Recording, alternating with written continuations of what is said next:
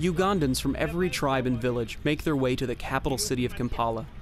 With a population of an estimated 3 million people, the city is bursting at the seams with those coming from all over Uganda, looking for work and a better life.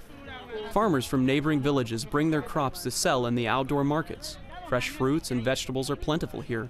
And if you have a few extra shillings in your pocket, you can buy some beef from a local butcher. Shoppers must arrive early to get the freshest fruit and the best prices. By 10 a.m., everyone will be heading back to their villages to prepare for the next day, when it will start all over again. Ugandans are constantly on the move. At this taxi mall in the center of Kampala, you can catch a bus that will take you anywhere in Uganda. A relatively small country of 93,000 square miles, Uganda is roughly about the size of Oregon, but with a population of over 33 million people. Like many nations on the African continent, Uganda is a melting pot of many different ethnic or tribal groups.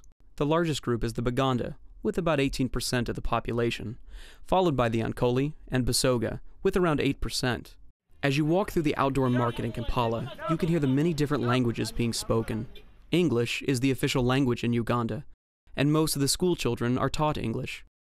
Uganda was at one time a British protectorate, until they won their independence in 1962. Sir Edward Mutaisa II, King of the Baganda people, was elected the first president of Uganda, and Milton Obote was the first prime minister.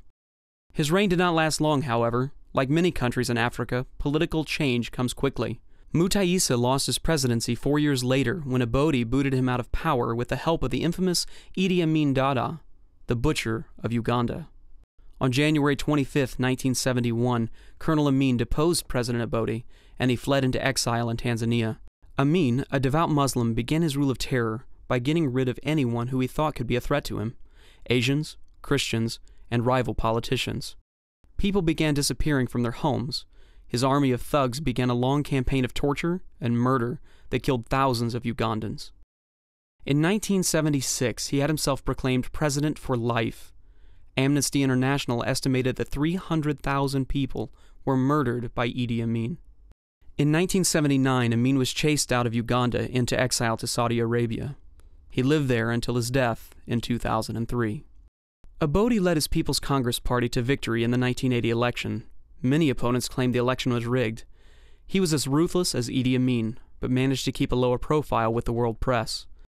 As a result of this contested election, the National Resistance Army in 1986, led by Yoweri Museveni, seized Kampala with his troops and took the presidency. Museveni is still the president today and is credited with being the architect of Uganda's significant economic recovery. Although there has been significant economic progress since Museveni has been president, there is still a long way to go. The per capita income is $1,700 per year, and the life expectancy is 51 years. The country is heavily dependent on agriculture, which employs around 80% of the population.